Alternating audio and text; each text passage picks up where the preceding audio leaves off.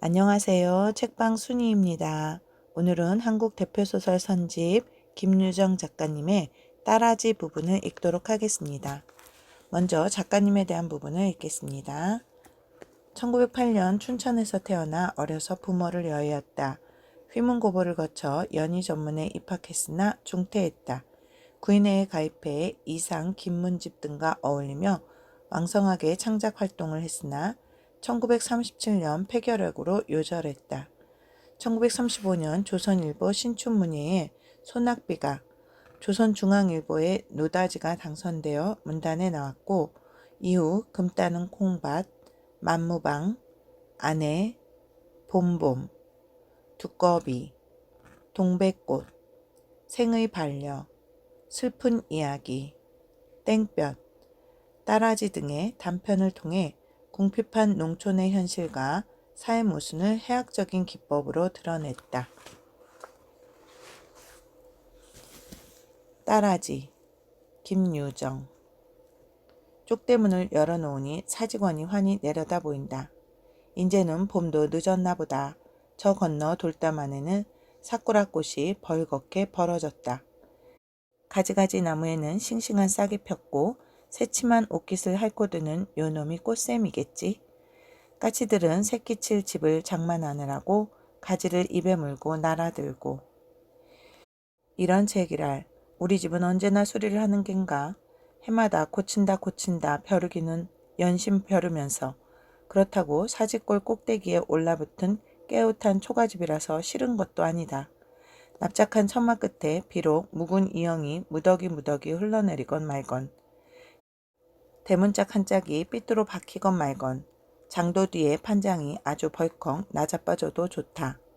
참말이지 그놈의 부엌옆 뒷간만 좀 고쳤으면 원이 없겠다.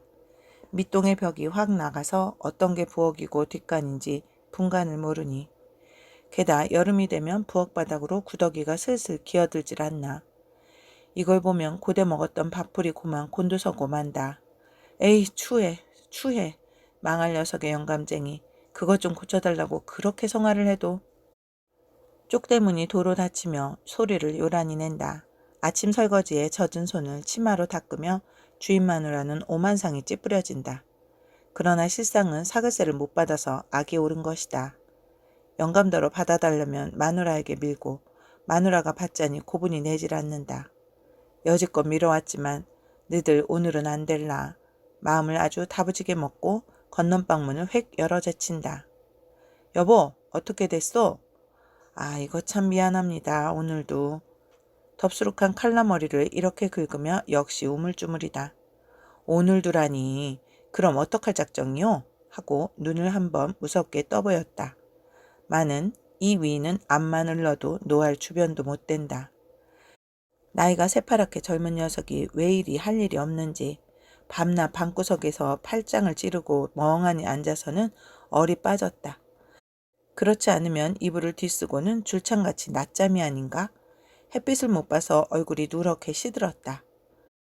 경모와 제복공장에 직공으로 다니는 즈 누이의 월급으로 둘이 먹고 지낸다. 누이가 과부길래 망정이지 서방이라도 해가면 이건 어떡하려고 이러는지 모른다. 제 신세 딱 한 줄은 모르고 만날. 돈은 우리 누님이 쓰는데요. 누님이 나오거든 말씀하십시오. 당신 누님은 밤낮 사날만 참아달라는 게 아니요. 사날. 허니 그래 은제가 돼야 사날이란 말이요. 미안스럽습니다. 그러나 이번엔 사날 후에 꼭 드리겠습니다. 이왕 참아주시던 길이니. 글쎄 은제가 사날이란 말이요. 하고 주름 잡힌 이맛살에 화가 다시 치밀지 않을 수가 없다. 이놈의 사날이란 석 달인지 3년인지 영문을 모른다. 그러나 저쪽도 쾌쾌히 들이덤벼야 말하기가 좋을 텐데 올가망으로 한풀 꺾여 들으면은 더 짓거릴 맛도 없는 것이다. 돈도 다 실소. 오늘은 방을 내주. 그는 말 한마디 또렷이 남기고 방문을 탁 닫아버렸다. 그리고 서너 발 뚜덜거리며 물러서자 다시 가서 문을 열어잡고 오늘 우리 조카가 이리 온다니까 어차피 방은 있어야 하겠소. 장독 옆으로 빠진 수채를 건너서면 바로 아랫방이다. 본씨는 광이었으나 새방 놀려고 싱둥벙둥 방을 들인 것이다. 흑질한 것도 위채보다는 아직 성하고 신문지로 처덕이었을 망정 제법 벽도 번듯하다. 비바람이 들이치어 누렇게 들뜬 미닫이었다. 살며시 열고 노려보니 망할 노랑퉁이가 여전히 이불을 쓰고 끙끙 누웠다. 노란 낯짝이 광대뼈가 툭 붉어진 게 어제만도 더 못한 것 같다. 어쩌자고 저걸 들였는지 제 생각을 해도 속알지는 없었다. 돈도 좋거니와 팔자에 없는 송장을 칠까봐 애간장이 다 졸아든다.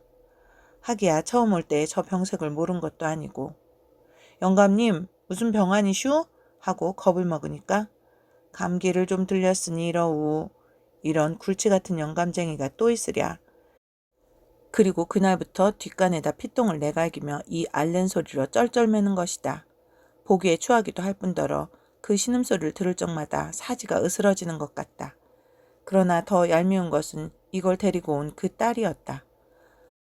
버스걸 다니니까 아마 거짓말이 심한 모양이다. 부족증이라고 한마디만 했으면 속이나 시원할걸. 여태도 감기가 세서 그렇다고 빠득빠득 우긴다. 방은 안 줄까봐 속인 그 행실을 생각하면 곧 눈에 불이 올라서 영감님 오늘은 방셀 주서야지요. 시방 내 몸이 아파 죽겠소.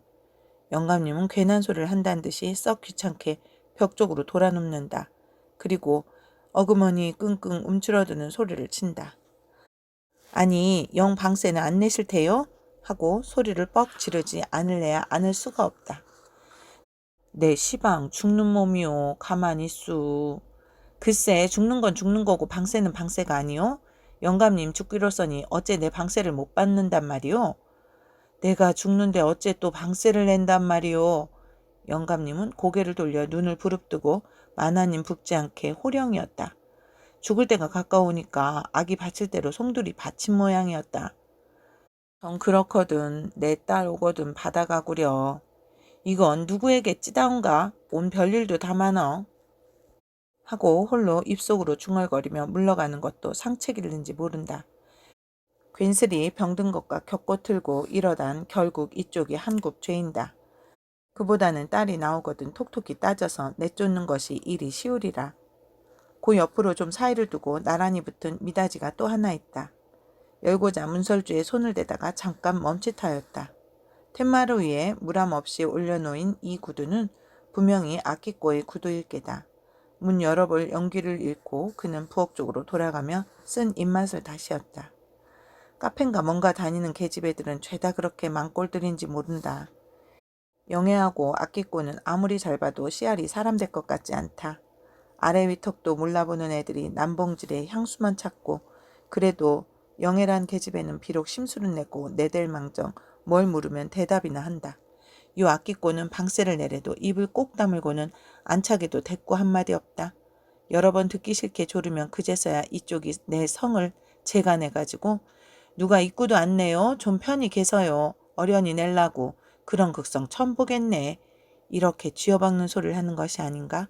좀 편히 계시라는 이 말에는 하 어이가 없어도 고만 찔끗 못한다. 망할년 은젠 병이 들었었나? 쓸방을 못 쓰고 사글세를 놓은 것은 돈이 아쉬웠던 까닭이었다. 두 영감 마누라가 산다고 호젓해서 동무로 모은 것도 아니었다. 그런데 팔자가 사나운 지 모두 우거지상, 노랑퉁이, 말갈량이 이런 몹쓸 것들 뿐이다. 이 망할 것들이 방세를 내는 셈도 아니오. 그렇다고 아주 안 내는 것도 아니다. 한 달치를 빌어 석 달에 벌러내는 한이 있더라도 영 내는 건 내는 거였다. 지들끼리 짜위나 한 듯이 80전, 70전, 그저 1원 요렇게 짤끔짤끔 거리고 만다. 오늘은 크게 으를 줄 알았더니 하고 보니까 역시 어저께나 다름이 없다. 방의 세간을 마루로 내나가며 새를 들인 보람이 무엇인지 그는 마루 끝에 걸터앉아서 화풀이로 담배 한 대를 피워문다. 그러나 아무리 생각하여도 내 방 빌리고 내가 말 못하는 것은 병신스러운 짓임에 틀림이 없다. 담뱃대를 마루에 내던지고 약을 좀 올려가지고 다시 아래채로 내려간다. 기세 좋게 방문이 획 열리었다. 아끼꼬 이봐 자? 아끼꼬는 내 활개를 꼭 벌리고 아끼꼬답게 무사태평이 코를 골아 올린다. 저퉁이를 풀어헤친 채 부끄러 먹고 두 다리는 이불 산 위로 벌쩍 들어 올렸다. 담배 연기 가득 찬 방 안에는 분내가 획 끼치고 이봐 아끼꼬 자? 이번에는 대문 밖에서도 잘 들릴 만큼 목청을 돋웠다. 그러나 생시에도 대답 없는 아끼꼬가 꿈속에서 대답할 리 없음을 알았다. 그 겨우 입속으로 망할 계집애들. 가랑머리를 쩍 벌리고 저게 온 미닫이가 딱 닫히는 서슬에 문틀 위에 안약병이 떨어진다. 그제야 아끼꼬는 조심히 눈을 떠보고 일어나 앉았다. 망할년 저보고 누가 보랬나 하고 한 옆에 놓인 손거울을 집어든다. 어젯밤 잠을 설친 바람에 얼굴이 부석부석하였다. 권련에 불을 붙인다. 그는 천장을 향하여 연기를 내뿜으며 가만히 바라본다. 뾰족한 입에서 연기는 고리가 되어 한둘레 두둘레 새어나온다. 그놈을 하나씩 손가락으로 콕 찔러 터치고 아까부터 영애를 기다렸으나 오정이 가까워도 오질 않는다. 단성사를 갔는지 창경원을 갔는지 그래도 저 혼자는 안 갈 것이고 이런 때쯤이면 방 좁은 것이 새삼스레 불편하였다.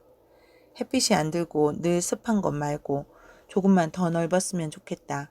영애나 아끼꼬나 둘 중에 누가 밤에 손님이 있으면 하나는 나가 잘 수밖에 없다. 둘이 자도 어깨가 맞부딪는데 그런데 셋이 눕기에는 너무 창피하였다. 나가서 자면 숙박료는 50전씩 받기로 하였으니까 못 잘 것도 아니다. 마는 그 다음날 밝은 낮에 여기까지 허덕허덕 찾아오는 것은 어째 좀 어색한 일이었다. 어제도 카페에서 나오다가 골목에서 영애를 쿡 찌르고 예, 너 오늘 어디서 자고 오너라 하고 귓속을 하니까 또? 예, 너는 좋구나. 좋긴 뭐가 좋아, 얘도. 아끼꼬는 좀 수줍은 생각이 들어 쭈뼛쭈뼛 그 손에 돈 80전을 쥐어주었다. 여느 때 같으면 50전이지만 그만치 미안하였다. 마는 영애는 지르퉁한 낯으로 돈을 받아 넣으며 또 하는 소리가 예, 이젠 종로 근처로 우리 큰방을 얻어오자. 그래, 가만히 있어. 잘 가거라. 그리고 내일 일찍 와. 밤 인사하는 데는 대답 없고 나만 밤낮 나와 자는구나. 이것은 필시 아끼꼬에게 엿먹는 조롱이겠지. 망할래도 저더러 누가 뚱뚱하고 못생기게 나랬나? 그렇게 빼지게? 하지만 영애가 설마 아끼꼬에게 빼지거나 엿먹지는 않았으리라. 아끼꼬는 베개로 허리를 펴며 팔뚝시계를 다시 본다. 오정하고 15분 또 3분.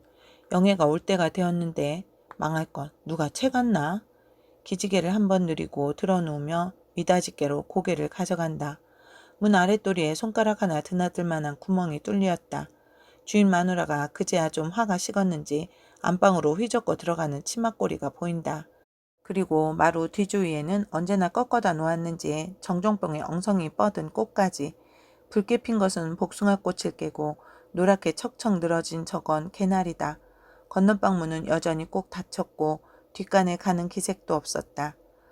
저 속에는 지금 제가 별명지은 톨스토이가 책상 앞에 웅크리고 앉아서 눈을 감고 있으리라. 올라가서 이야기나 좀 하고 싶어도 구렁이 같은 주인 마누라가 지키고 앉아 있어 감히 나오지를 못한다. 이것은 아끼꼬가 안채의 기맥을 정탐하는 썩 필요한 구멍이었다. 뿐만 아니라 저녁 나절에는 재미스러운 연극을 보는 한 요지경도 된다. 어느 때는 영애와 같이 나란히 누워서 베개를 베고 하나 한 구멍씩 맡아가지고 구경을 한다. 왜냐면 5점 반쯤 되면 완전히 히스테린 톨스토이의 누님이 공장에서 나오는 까닭이었다. 그 누님은 성질이 어찌 과란지 대문간서부터 들어오는 기색이 난다. 입을 꼭 다물고 눈살을 접은 그 얼굴을 보면 일상 마땅치 않은 그리고 세상의 낙을 모르는 사람 같다. 어깨는 축 늘어지고 풀없이 보이면서 게닥걸음만 빠르다. 들어오면 우선 건넌방 툇마루에다 빈 벤또를 쟁그렁하고 내다 붙인다. 이것은 아우에게 시위도 되거니와 이래야 또 직성도 풀린다.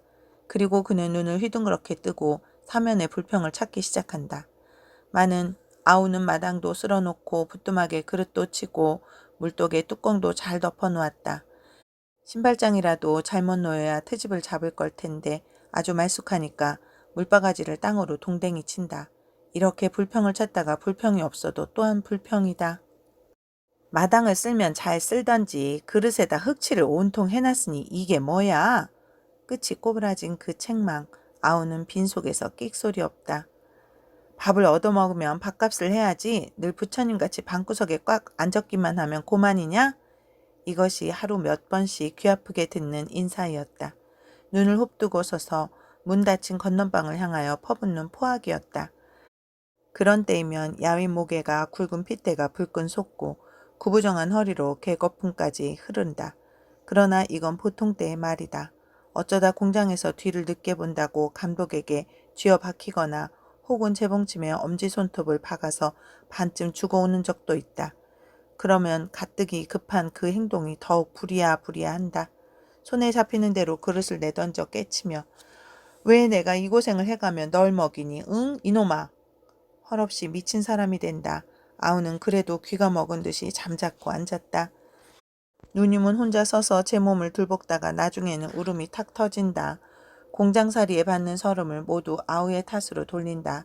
그러면 할 일 없이 아우는 마당에 내려와서 누님의 어깨를 두 손으로 붙잡고 누님, 다 내가 잘못했소. 그만두. 하고 달래지 않을 수 없다. 내가 이놈아 내 살 뜯어먹는 거야. 그래 알았소. 내가 다 잘못했으니 그만둡시다. 듣기 싫어. 물러나 하고 벌컥 떠다밀면 땅에 털썩 주저앉은 아우다. 열적은 듯 죄송한 듯 얼굴이 벌게서 털고 일어나는 그 아우를 보면 우습고도 일병 가여웠다. 그러나 더 우스운 것은 마루에서 저녁을 먹을 때의 광경이다. 누님이 밥을 퍼가지고 올라와서는 아무 말 없이 아우 앞으로 한 그릇을 쭉 밀어놓는다. 그리고 자기는 자기대로 외면하여 푹푹 퍼먹고 일어선다. 물론 반찬도 각각 먹는 것이다. 아우는 군말 없이 두 다리를 세우고 눈을 내리깔고는 그 밥을 떠먹는다. 방에 앉아서 주인 마누라는 업신여기는 눈으로 은근히 흘겨준다. 영애는 돌스토이가 너무 병신스러운데 고를 낸다. 암만 얻어먹더라도 씩씩하게 대들질 못하고 저런. 그러나 아끼꼬는 바보가 아니라 사람이 너무 착해서 그렇다고 우긴다. 하긴 그렇다고 누님이 자기 밥을 얻어먹는 아우가 미워서 그런 것도 아니다.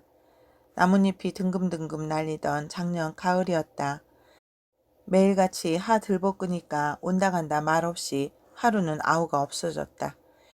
이틀이 되어도 없고 사흘이 되어도 없고 일주일이 썩 지나도 영 들어오질 않는다. 누님은 아우를 찾으러 다니기에 눈이 뒤집혔다. 그렇게 착실히 다니던 공장에도 며칠씩 빠지고 혹은 밥도 굶었다. 나중에는 아우가 한을 품고 죽었나 보다고 집에 들어오면 마루에 주저앉아서 통곡이었다. 심지어 아끼꼬의 손목을 다 붙잡고 여보 내 아우 좀 찾아줘. 미치겠소. 그렇지만 제가 어디 간 줄 알아야지요. 아니 그런데 놀러 가거든 좀 붙들어줘. 부모 없이 불쌍히 자란 그놈이. 말끝도 다 못 마치고 이렇게 울던 누님이 아니었던가. 아흘에 만에야 아우는 남대문 밖 동무집에서 찾아왔다. 누님은 기뻐서 또 울었다. 그리고 그 다음날부터 다시 들볶기 시작하였다. 이 속은 참으로 알 수 없고 여북해야 아끼꼬는 대문 소리만 좀 다르면 얘 영애야 변덕쟁이 온다. 어서 이리 와. 하고 입속 없이 신이 오른다. 아끼꼬는 남모르게 톨스토이를 마음에 두었다. 꿈을 꾸어도 늘 울가망으로 톨스토이가 나타나고 한다. 꼭 발렌티노 같이 두 팔을 떡 벌리고 하는 소리가 오 저는 당신을 사랑합니다. 이 가슴에 안겨주소서. 그러나 생시에는 이놈의 톨스토이가 아끼꼬의 애타는 속도 모르고 본둥만둥이 아닌가. 손님에게 꼭 답장을 할 필요가 있어서 선생님 저 연애편지 하나만 써주세요. 아끼꼬가 톨스토이를 찾아가면 저 그런 거 못 씁니다. 소설 쓰시느니까 그래 연애편지를 못 써요? 하고 어안이 벙벙해서 한참 쳐다본다. 책상 앞에서 늘 쓰고 있는 것이 소설이란 말은 여러 번이나 들었다. 그래 존경해서 선생님이라고 부르고 뒤에서는 톨스토이라고 바치는데 그래 연애편지 하나 못 쓴다니 이게 말이 되느냐? 하도 기가 막혀서 선생님 연애 해보셨어요? 하면 무한당한 계집애처럼 고만 얼굴이 벌개진다. 전 그런 거 모릅니다. 아끼꼬는 톨스토이가 저한테 흥미를 안 갖는 걸 알고 좀 셀쭉하였다. 카페에서 구는 여급이라고 넘보는 맥인지 조선말로 부르면 흉해서 아끼꼬로 행세는 하지만 영영 아끼꼬인 줄 안다. 어쩌면 톨스토이가 흉축스럽게 아랫방 버스걸과 눈이 맞았는지도 모른다. 왜냐면 버스거리 나갈 때 그때쯤에서 똘스토이가 세수를 하러 나오고 하는 것을 보았다. 그리고 옥생각인진 몰라도 버스걸도 요즘엔 뻗쩍 모양을 내기에 몸이 달았다.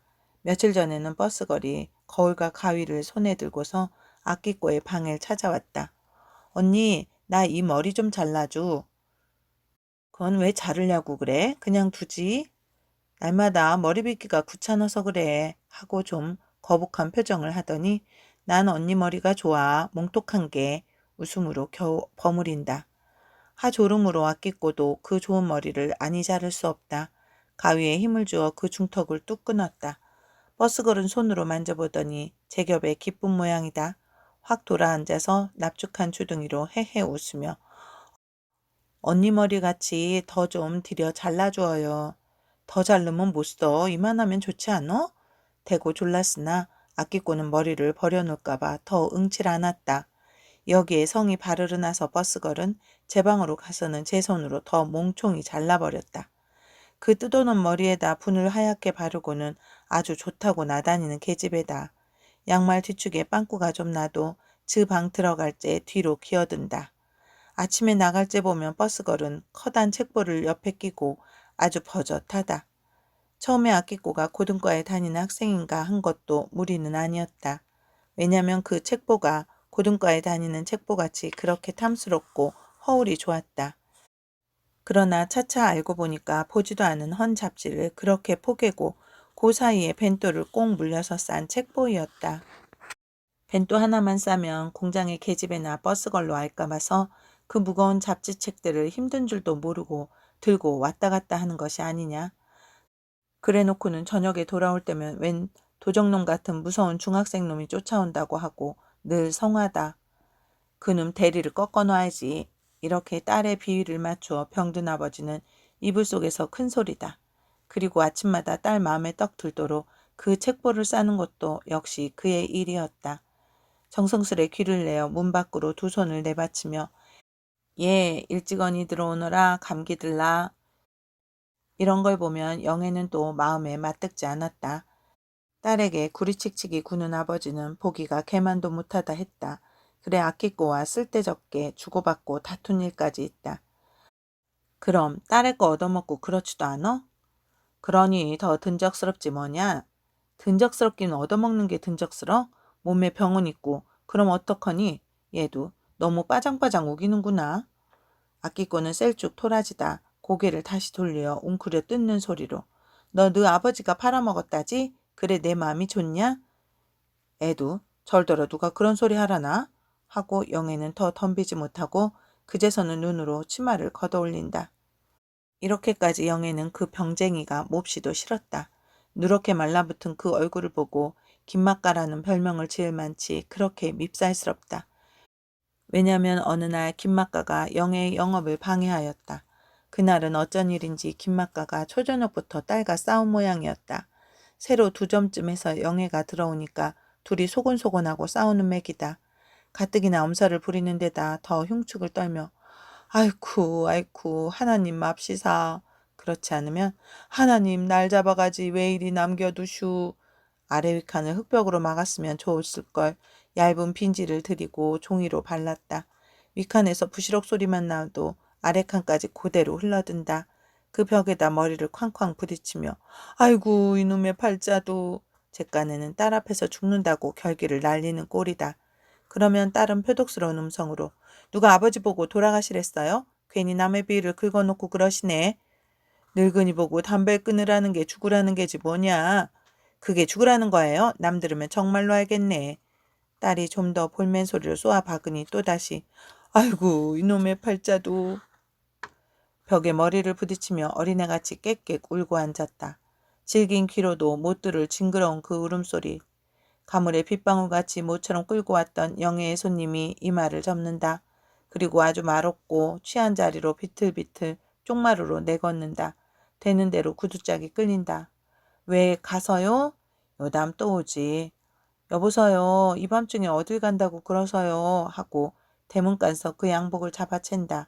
마는 허황한 손이 올라와 툭툭 털어버리고 요담에 또 오지. 그리고 천변을 끼고 비틀거리는 술 취한 걸음이다. 영애는 눈에 독이 잔뜩 올라서 한 전등이 두세씩 보인다. 빈 방 안에 홀로 누워서 입속으로 김맛가를 악담을 하며 눈물이 핑 돈다. 벌써 한점 45분. 영애는 뒤툭뒤툭 들어오며 살집 좋은 얼굴이 싱글벙글이다. 손에는 통통한 과자봉지, 미닫이를 여니 윗목 구석에 쓸어박은 헌 양말짝, 떼전 속꽃, 보기에 어수선찮다. 벌써 오니 좀 더 있지. 얘도 목욕하고 온단다. 목욕은 혼자 가니? 하고 좀 삐지려한다. 그래 너 줄라고 과자 사왔어요.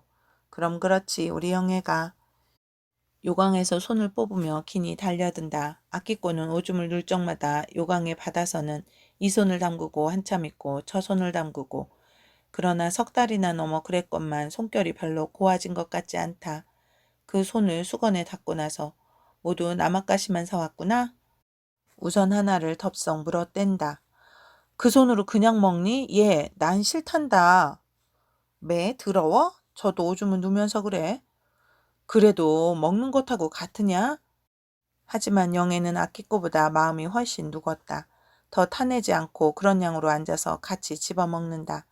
그의 마음에는 아끼꼬의 생활이 몹시 부러웠다.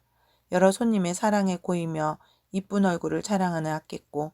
영애 자신도 꼭 껴안아주고 싶은 아담스러운 그런 얼굴이다. 그이 언제 갔니?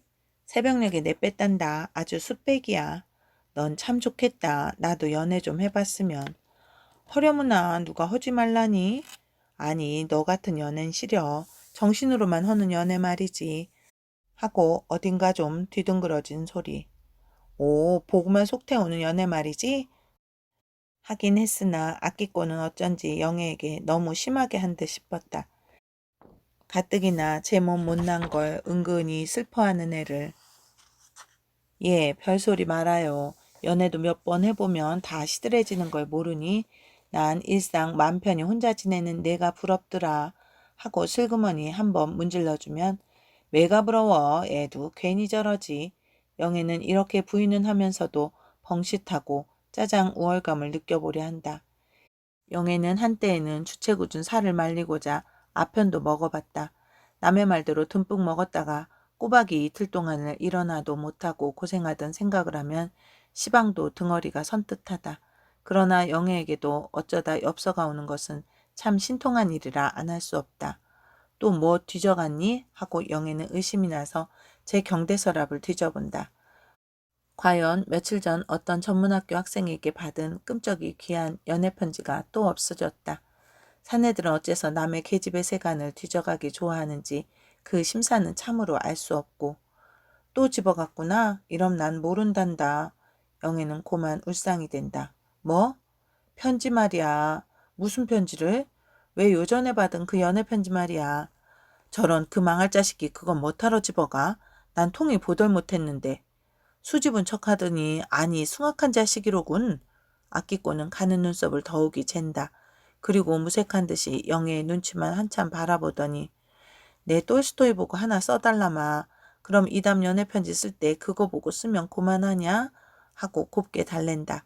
그러나 과연 똘스토이가 하나 써줄지는 그것도 의문이다. 영애가 벌써 전부터 여기를 떠나자고 졸라도 좀좀 하고 망설이고 있는 아끼꼬. 그런 성의를 모르고 똘스토이는 아끼꼬를 보아도 늘 한양으로 대단치 않게 지나간다. 그렇다고 한때는 버스걸에게 마음을 두었나 하고 의심을 또 해봤으나 실상은 그런 것도 아닐 것이다. 낮에는 사직원 산으로 올라가면 아끼꼬는 가끔 똘스토이를 만난다. 굵은 소나무 줄기에 등을 기대고 먼 하늘만 정신없이 바라보고 섰는 똘스토이다. 아끼꼬가 그 앞을 지나가도 못 본 척하고 들떠보도 않는다. 약이 올라서 속으로 망할 자식하고 욕도 하여 본다. 그러나 나중 알고 보면 못 본 척이 아니라 사실 눈 뜨고 못 보는 것이다. 그렇게 등신같이 한눈을 팔고 섰는 톨스토이. 이걸 보며 아끼꼬는 여자 고보를 중도에 퇴학하던 저의 과거를 연상하고 가엾은 생각이 든다. 누님에게 얻어먹고 저러고 있는 것이 오죽고생이랴. 그리고 학교 때 수신 선생이 이야기하던 착하고 바보 같다던 그 톨스토이가 과연 저런 건지 하고 객적은 조바심도 든다. 아끼꼬는 기침을 캑하고 그 앞으로 다가선다. 눈을 깜빡깜빡하며 선생님 뭘 그렇게 생각하세요? 하고 불쌍한 낯을 하면 아니요 하고 어색한 듯이 어물어물하고 만다. 그렇게 섰지 마시고 좀 운동을 해보서요. 하도 딱하여 아끼고는 이렇게 권고도 하여 본다. 오늘은 방을 좀 쳐야겠소. 여기 내 조카도 지금 오고 했으니까. 주인 마누라는 악이 바짝 올라서 매섭게 쏘아본다. 방에서만 꾸물럭꾸물럭 방패막이를 하고 있는 똘스토이가 여간 밉지 않다. 아 여보 방에 세간을 좀 쳐줘요. 그래야 오는 사람이 들어가질 않소. 사날만 더 참아줍쇼. 이번엔 꼭 내겠습니다. 아니 뭐 사글세를 안 낸 데서 그런 게 아니오. 내가 오늘부터 잘 데가 없고 이 방을 꼭 써야 하겠기에 그래서 방을 내달라는 것이지. 양복바지를 겁안 엉덩이에 걸친 뻐드렁니가 이렇게 허리를 쓱 편다. 주인 마누라가 툭하며 불러온다는 그 조카라는 놈이 필연 이걸 깨다. 혼자 독학으로 부청에까지 출세를 한 굉장한 사람이라고 늘 입이 침에 말랐다. 그러나 귀처진 눈은 말고 해벌어진 입에 양복 입은 체격하고 별로 굉장한 것 같지 않다. 게다 얼자가 분수 없이 뻗팅기려고 참아주시던 기린이 며칠만 더 참아주십시오. 이렇게 애걸하면 아 여보 당신만 그래 사람이요? 하고 제법 삿대질까지 할 줄 안다. 저런 자식도 못도 생겼네. 저게 아마 경성부 고스가이인 거지? 글쎄 그래도 제법 넥타이를 다 잡숫고 하고 손가락이 들어가 문에 구멍을 좀 더 후벼 판다. 많은 아끼꼬는 구렁이 주인 아줌마의 속을 빤히 다 한다. 인젠 방세도 싫고 새방 사람을 다 내쫓으려 한다. 김맛가나 아끼꼬는 겁이 나서 차마 못 건드리고 제일 만만한 똘스토이부터 우선 몰아내려는 연극이었다. 저 구랭이 좀 봐라. 옆에 서서 눈짓을 해가며 자꾸 시키지? 글쎄 자식도 얼간이가 아니야? 저 아주멈 시키는 대로 놀고 섰네. 아쭈 얼자가 뻗팅긴다. 지가 우아기를 벗어놓으면 어쩔 테냐 그래. 자식도. 똘스토이가 잠자코 앉았으니까 약이 올라서 저래. 맞부리는 게 밉살머리 굳지? 자식 그저 한 대 앵겨줬으면. 내가 한 대 먹으면 저거 고태골 간다. 그러니까 아끼꼬한테 감이 못 오질 않어? 주먹을 이렇게 들어배다가 고만 영애의 턱을 치질렀다. 영애는 고개를 저리 돌려 또 빼죽하고 얘 이럼 난 싫단다. 누가 뭐 부러 그랬니 또 빼죽하게 하고 아끼꼬도 좀 빼죽하다가 슬슬 뭉치며 그래 잘못했다 그만두자 쉑쉑쉑. 영애의 턱을 손등으로 문질러주고 쟤 저것 봐라. 놈은 팔을 걷고 구렁이는 마루를 구르고 야단이다. 얘 재밌다. 구렁이가 약이 바짝 올랐지? 저 자식 보게 제 맘대로 남의 방에 막 들어가지 않어? 아끼꼬가 영애에게 눈을 크게 뜨니까 뭐 일을 칠 것 같지? 병신이 지랄한다더니 정말인가 배? 저 자식이 남의 세간을 제 맘대로 내놓질 않나? 경을 칠 자식. 그건 나무래 뭐래. 그저 똘스토이가 바보야. 그래도 부처같이 잠자코 앉았지 않어? 세상엔 별 바보도 다 많아이. 아끼꼬는 그건 들은 채도 안 하고 대뜸 일어선다. 미닫이가 열리자 우람스러운 걸음 한숨에 안마루로 올라서며 볼멘 소리라. 아니 여보슈 남의 세간에 그래 맘 놓고 내놓는 법이 있어? 당신이 웬 챙견이오? 얼짜는 톨스토이의 책상을 들고 나오다 방문턱에 우뚝 멈춘다. 눈을 휘둥그렇게 뜨고 주저주저 하는 양이 대담한 아끼꼬에게 저기 놀란 모양. 오늘부터 내가 여기서 자야 할 테니까 그래서 방을 치우는데 얼짜는 주변성 없는 말로 이렇게 굳다가 당신 맘대로 방은 치는 거요? 그럼 내 방 내 맘대로 치지 누구에게 물어본단 말이오? 하고 제법 울딱딱이긴 했으나 뒷갈망은 구렁이에게 눈짓을 슬슬한다. 그렇지 내 방 내가 치는데 누가 뭘 할 턱이 있나? 당신 맘대로는 안 되오. 그 책상 도로 저리 갖다 놓오. 사글세 내란다든지 하는 게 옳지 등을 밀어 내쫓는 경우가 어딨단 말이오? 아니 아끼꼬는 제 거나 내 생각이지 웬 걱정이야. 저리 비켜서. 구렁이는 문을 막고 섰는 아끼꼬의 팔을 잡아당긴다. 여편네는 찍소리 없이 눌려왔지만 오늘은 얼짜를 잔뜩 믿는 모양이다. 이걸 보고 옆에 섰던 영애가 또 안 이꼬워서 제 거라니 누구 보고 저야? 이 늙은이가 눈깔이 뼈나? 하고 그 팔을 뒤로 획 잡아챈다. 늙은 구렁이와 영애는 몸 중량의 비례가 안 된다. 제풀에 비틀비틀 돌더니 벽에가 쿵 하고 쓰러진다. 그러나 눈을 감고 턱이 떨리는 아이고 소리는 엄살이다. 얼짜가 문턱에 책상을 떨구더니 용감히 휙 넘어 나온다. 아끼꼬는 저 자식이 더럽게 달맞지의 흉내를 내는구나 할 동안도 없이 영애의 뺨이 쩔컥. 이년아 늙은이를 쳐?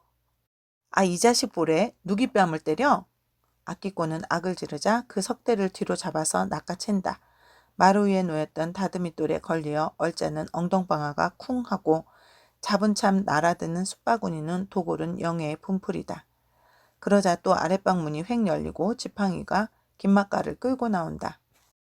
이 자식이 웬 자식인데 남의 계집애 뺨을 때려? 온 이런 망하다 판이 날 자식이 눈에 아무것도 배질 않나? 세상이 망한다 망한다 한데도만 이런 자식은. 김맛가는 뜰에서부터 사방에 들으라고 왁작 떠들며 올라온다. 구렁이한테 늘 쪼여 지내던 원한의 복수로 아끼꼬와 서로 멱살잡이로 섰는 얼짜의 복장을 지팡이는 내지른다. 이런 연병을 하다 땀통이 끊어질 자식이 있나. 그와 동시에 김맛가는 건불같이 뒤로 벌렁 나자빠졌다. 내댔던 지팡이가 도로 물러오며 바짝 마른 허구리를 쳤던 것이다. 개신개신 몸을 일으켜 잡으며 김맛가는 9, 10월 서리 맞은 독사가 된다. 이 자식아 너는 네 애비도 없니? 대뜸 지팡이는 날아들어 얼짜의 귓배기를 내리갈긴다. 딱 하고 뼈 닿는 무딘 소리.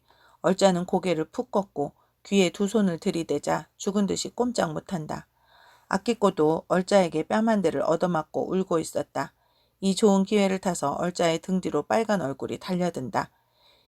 이걸 건투식으로 집어셀까 하다 그대로 그 어깨축지를 뒤로 물고 늘어진다. 아! 이렇게 외마디 소리를 지르고 아가리를 딱딱 벌린다. 그리고 뒤통수로 안팡스레 날아든 것은 영애의 주먹이다. 똘스토이는 모두가 미안쩍고 따라 제풀에 지질려서 어쩔 줄을 모른다. 옆에서 눈을 흘기는 영애도 모르고. 놓서요 그만 놓서요 이거 이러면 어떡합니까 하며 아끼꼬의 등을 두 손으로 흔든다. 구렁이도 벌벌 떨어가며 인연이 사람을 뜯어먹을 텐가 안 놓니 이거 안 나? 아끼꼬를 대고 잡아당기며 으른다. 그러나 잡아당기면 당길수록 얼짜는 소리를 더 지른다. 이러다가 일만 크게 벌어질 걸 알고 구렁이는 간이 고만 달릉한다. 이번 사품에 안방 미닫이는 설죽이 부러지고 뒤주 위에 얹혔던 대접이 둘이나 떨어져 깨졌다. 잔뜩 믿었던 조카는 저렇게 죽게 되고 이러단 방은커녕 사람을 잡겠다 생각하고 그는 온몸이 덜덜 떨렸다. 게다 모질게 내려치는 김맛가의 지팡이. 구렁이는 불이 나게 대문 밖으로 나왔다. 골목길을 내려오며 뒤에 날리는 치맛자락에 바람이 났다. 사글세를 내렸으면 좋지 내쫓으려고 하니까 그렇게 분란이 잃고 하는 거 아니야?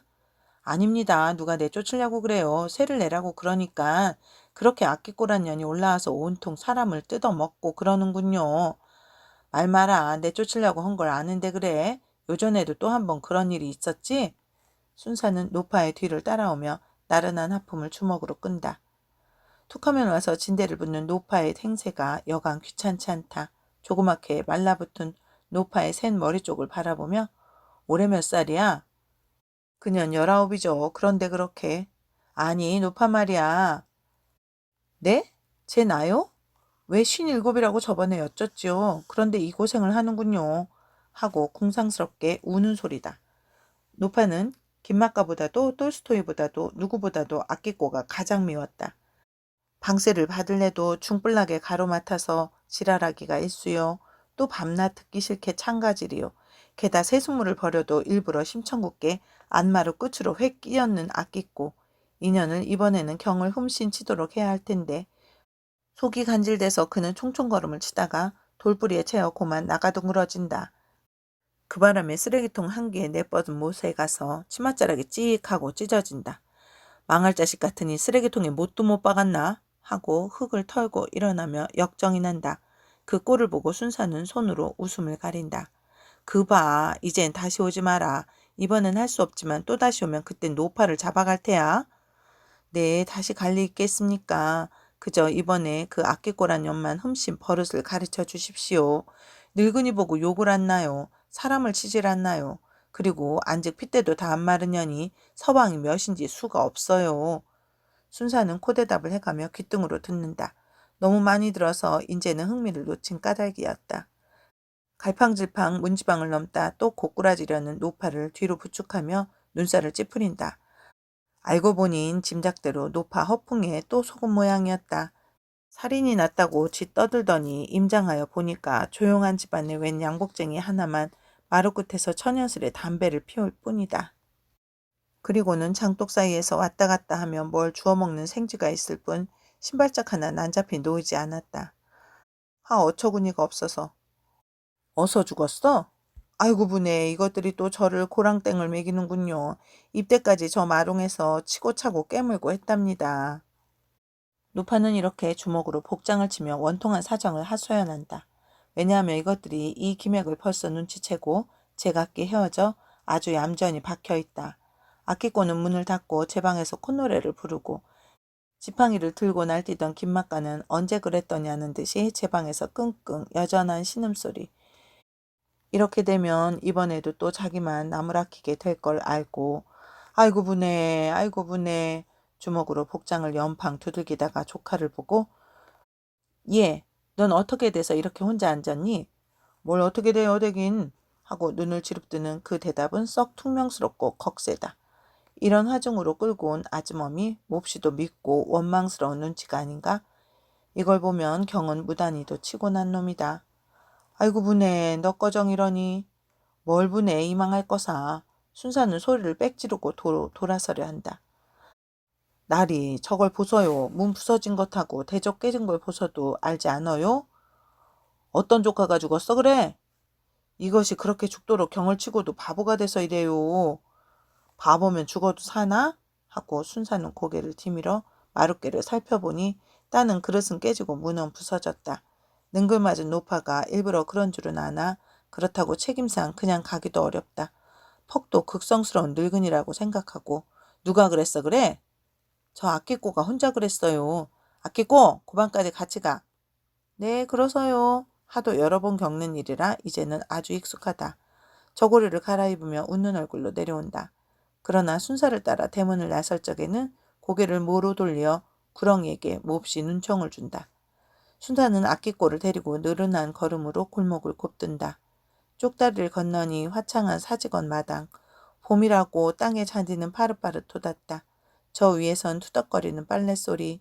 한 옆에선 풋볼을 차느라고 날뛰고 떠들고 법석이다. 뿡 하고 움충맞게 내대는 자동차의 사이렌. 남치마의 연분홍 저고리가 버젓이 활을 들고 나온다. 그리고 키 훌쩍 큰 놈팡이는 돈지갑을 내든다. 너 왜 또 말썽이냐? 하고 순사는 고개를 돌려 아끼꼬를 싱긋이 흘겨본다.